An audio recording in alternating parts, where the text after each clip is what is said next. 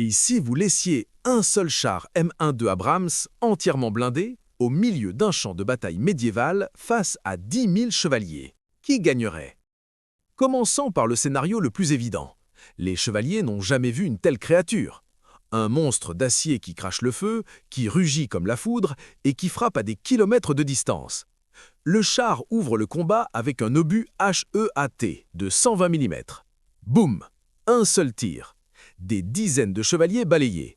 Puis, la mitrailleuse de tourelle s'anime. En quelques secondes, une pluie de projectiles fauche les premières lignes. Les chevaux paniquent, les formations se brisent. Personne ne comprend ce qui se passe. C'est ce que les armées modernes appellent le choc et effroi. Une puissance si écrasante qu'elle détruit la volonté avant même que le combat ne commence vraiment. Dans la guerre moderne, le premier coup ne vise pas seulement à infliger des pertes. Il vise à briser l'ordre. Au Moyen-Âge, la bataille commence quand deux lignes se voient. Ici, elle commence avant même d'être comprise. Pour un chevalier, la distance n'est pas un obstacle. La solution, c'est de se rapprocher. Pour un char, la distance est une arme. La solution, c'est d'empêcher l'ennemi d'approcher. Ils partagent le même champ, mais ils ne jouent pas au même jeu. L'un mise sur le courage et le combat rapproché, l'autre sur l'information et la discipline de tir. Au Moyen-Âge, les ordres circulent par les cris et les bannières. Dans la guerre moderne, ils circulent en secondes. Et parfois, quelques secondes valent plus que 1000 hommes. Dans cette version, les chevaliers n'ont aucune chance. Le char gagne sans une égratignure. Mais avouons-le, c'est un peu trop simple. Alors on change une seule règle. Il ne fuit pas, il ne se disperse pas, il ne panique pas. Il se réorganise parce qu'il pense avoir affaire à une bête à abattre. Et à partir de là, ce n'est plus seulement une démonstration de puissance. C'est un vrai duel entre deux logiques de guerre. Imaginons qu'il ne fuit pas, qu'il considère cette machine comme un démon à abattre et qu'il charge malgré tout. Là, la situation devient intéressante. Le M1A2 Abrams est une machine redoutable. Près de 60 tonnes de blindage composite, un moteur de 1500 chevaux, un canon capable de frapper une cible à plus de 4 km. Vision thermique, système de visée assisté, autonomie de plusieurs heures. Il fonctionne avec un équipage de 4 personnes. Un commandant, un tireur, un chargeur, un conducteur. Ce n'est pas un héros solitaire, c'est un système.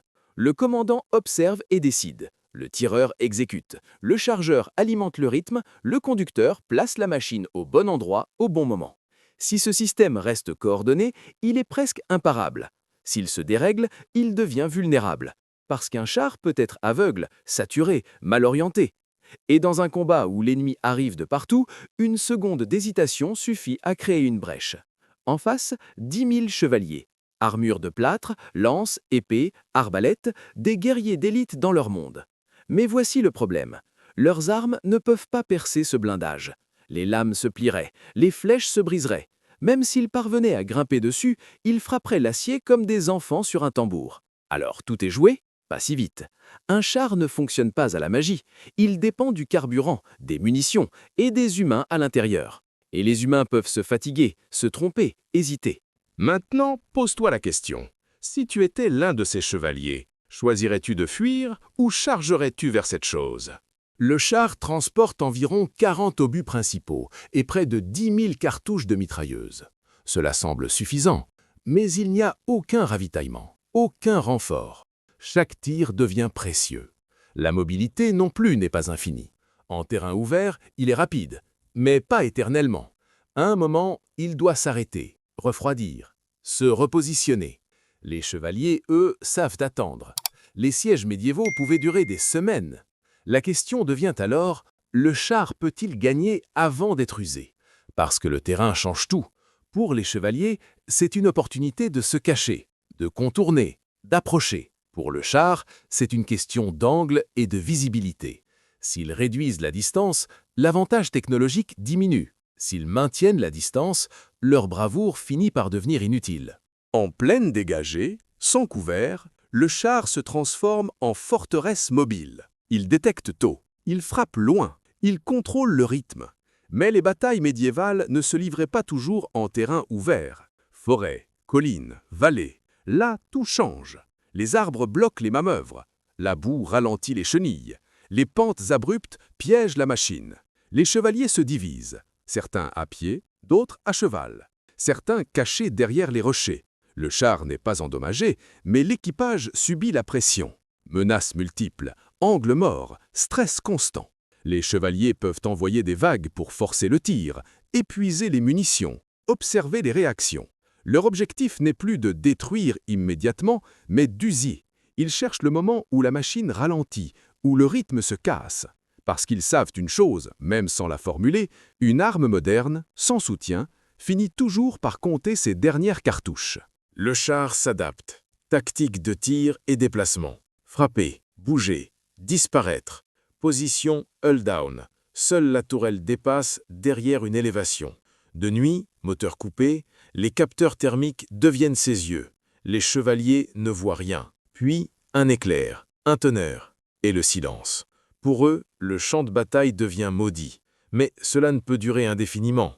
Le temps devient un facteur central. Dans la guerre moderne, tout est rapide et décisif. Dans la guerre médiévale, l'endurance compte. Chaque minute qui passe réécrit l'équilibre. Et il y a une autre différence, plus sournoise, la transmission de l'information. Un chevalier peut être courageux, mais s'il ne comprend pas ce qui le tue, le courage se transforme vite en confusion.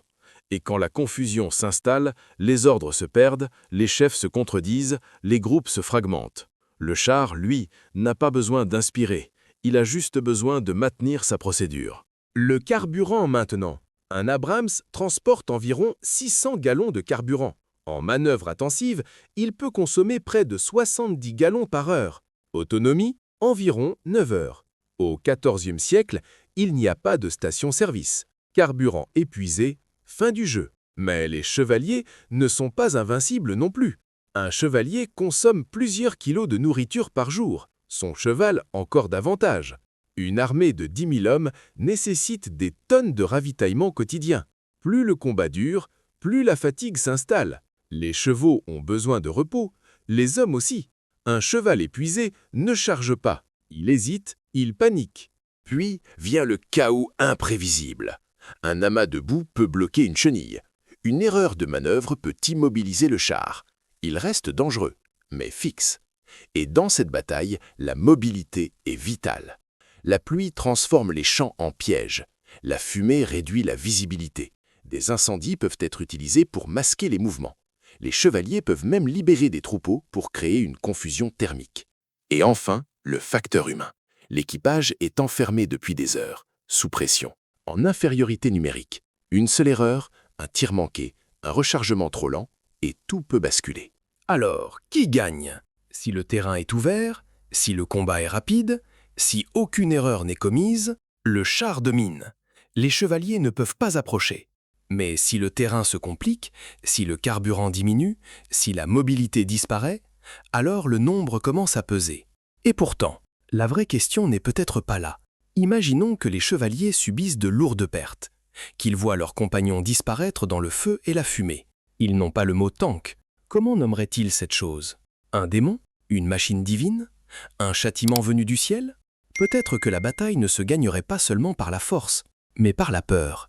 Et maintenant, à ton tour, si tu devais parier, sur qui miserais-tu?